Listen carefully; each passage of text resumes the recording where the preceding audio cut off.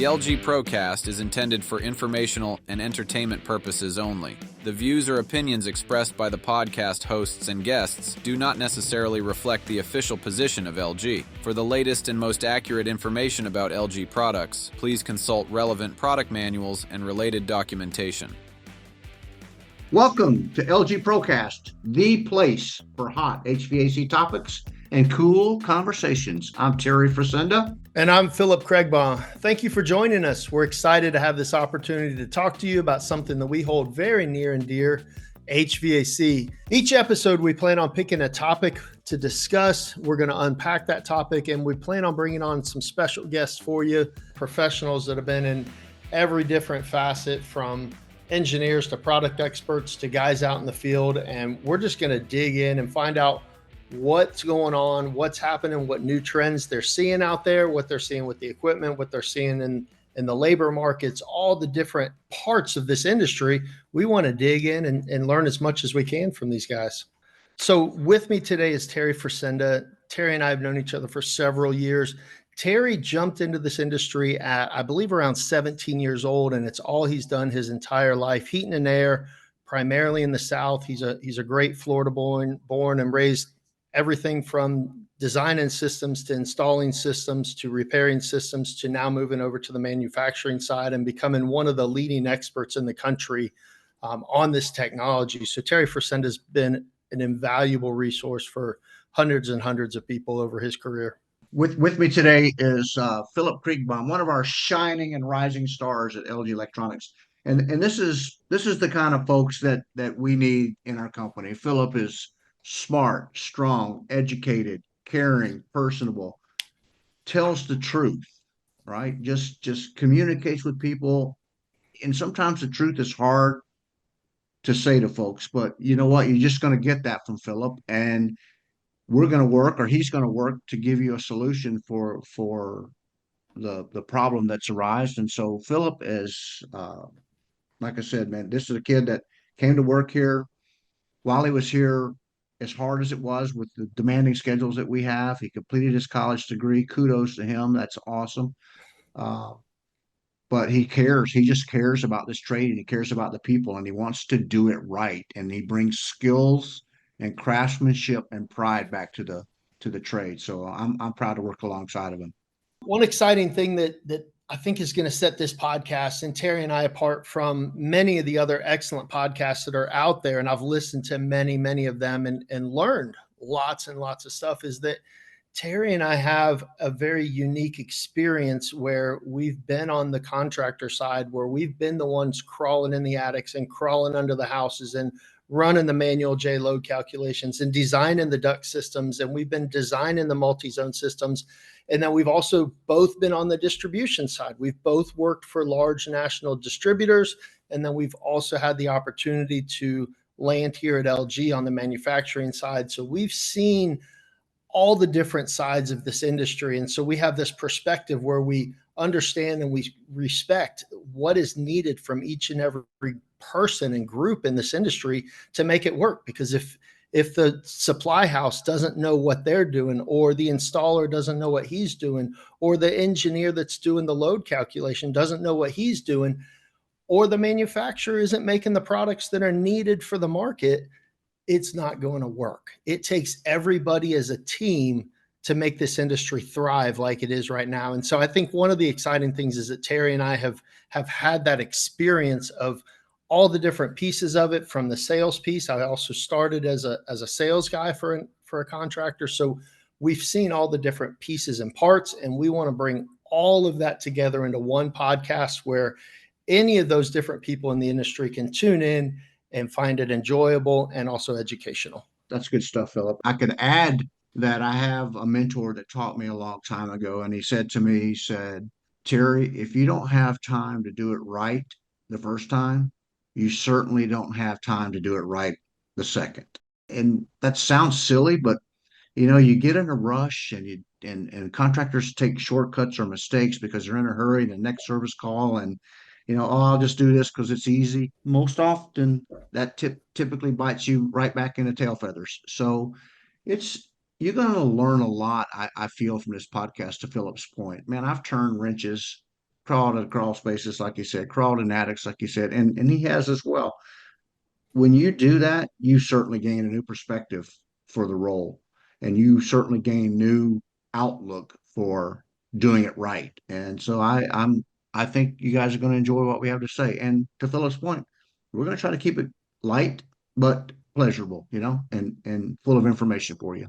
If you can't tell, we kind of like this stuff. We're a little bit passionate about air conditioning, about inverters and technology and this industry as a whole. So, as Terry mentioned, we want to reach all the different facets of the industry. One of my big hearts is for the new guys, the young generation coming in, but also the older technicians, the architects and the engineers and the guys in the supply houses that we certainly couldn't do this business without. All of those people that touch the different facets of the industry before that unit gets installed to a homeowner's house. And even I'd love to invite some homeowners that like to nerd out on this stuff just as much as I do, to jump in and kind of hear what's going on. And, if you hear a technician talking about something or not talking about something, what should they be hearing when the guy comes in to give them a quote on a new system? Should they be just taking a guy that wants to swap out a unit for what he's got, or should he be asking questions? What questions should the homeowner have for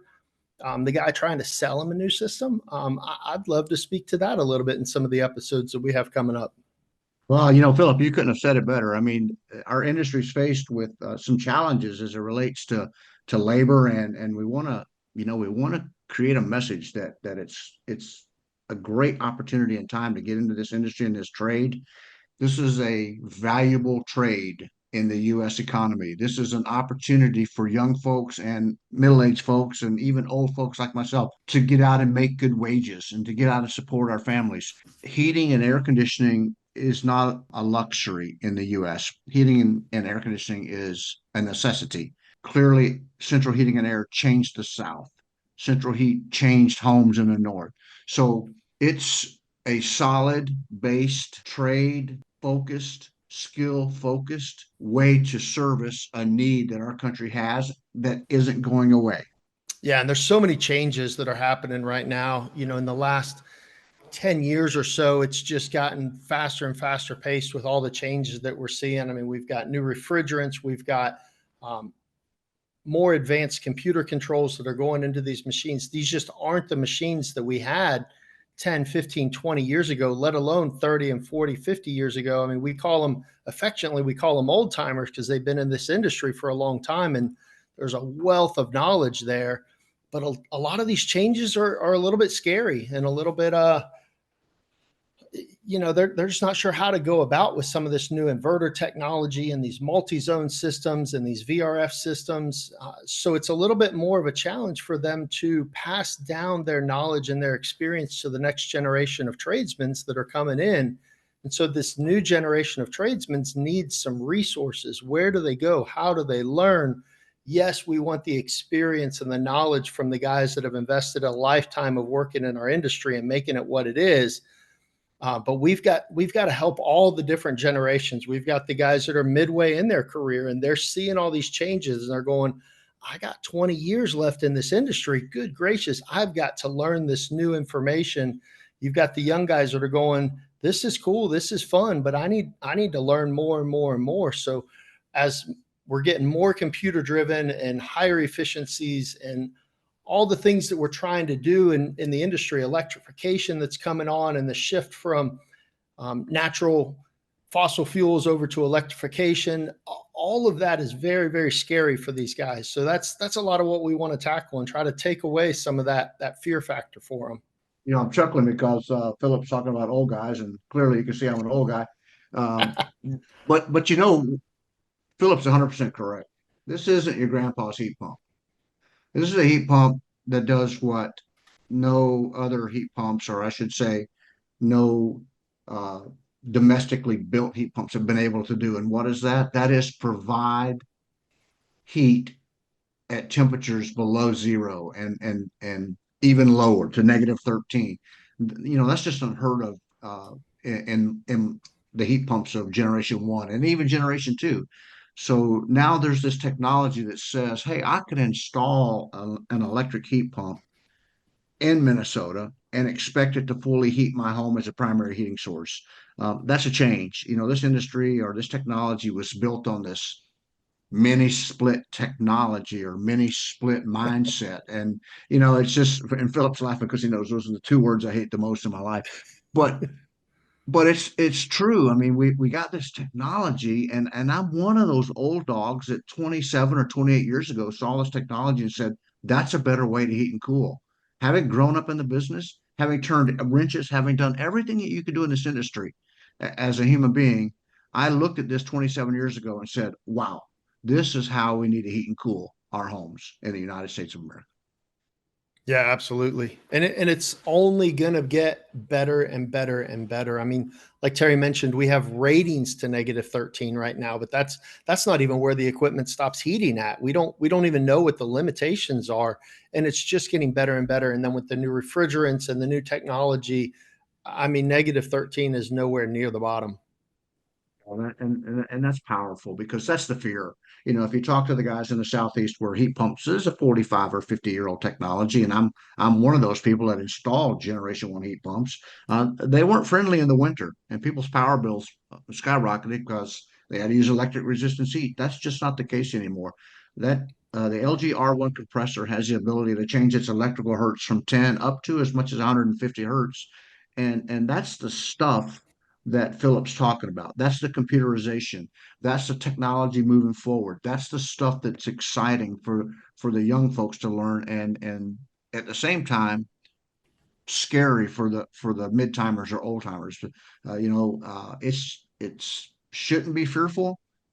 It's an engineered product, and I think the easier and faster that you adapt that, the better you're going to be, and the more powerful and the more money you're going to make as a HVAC person.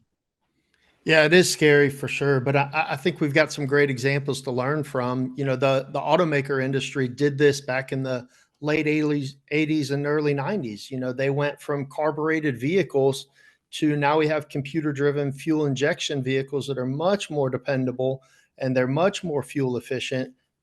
That's what we're just finally getting around to in the air conditioning industry. Is we're going from mechanically operated expansion valves and constant speed compressors. And now we're going to computer driven where we can change the speed of the compressor and we can change exactly how much refrigerant we deliver into those evaporator coils through electronic expansion valves. So just like the mechanics did 20, 30 years ago, they had to put away their timing guns and their vacuum gauges.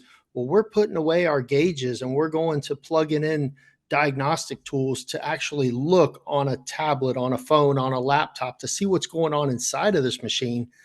And while just like with an automobile, the combustion engine did not change. You still need, fuel, spark, and air and compression to make it run. We still have the same refrigeration cycle. We're just driving it a little bit differently. And so that's what we've got to understand is it is scary, but it's still the same. The skill sets that we have that we've already developed are the same skills that we need to diagnose these newer machines. We just go about it a little bit differently. Yeah, and I'm going to pile onto that comment just a little bit, Philip. As I travel around the country, I get an opportunity to meet and see a lot of people and attend a lot of events. And, I speak frequently about craftsmanship and trades quality and skills. And if you go back 60, 70, 80 years ago, 100 years ago, the trade skills were what built us into a great country.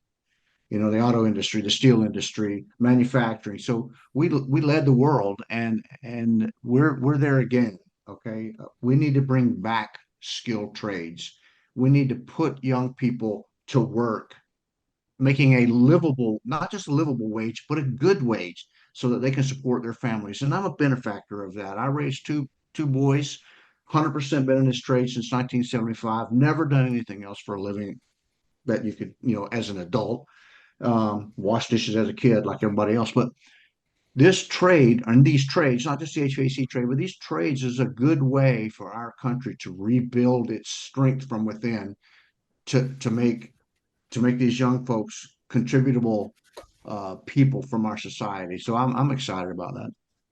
Oh, Terry, you're so right. And as a dad, I've got a 19-year-old who's just trying to figure out, is college the way that I go? Is the trades the way that I go? What do I want to do? And I look at my experience. I was in that generation where trades were kind of a second tier option. The kids that weren't smart enough to go to college, they were the ones that were encouraged to go to trade school, and we're reaping the repercussions of that mentality that we had 15, 20, 25 years ago when I was coming out of high school.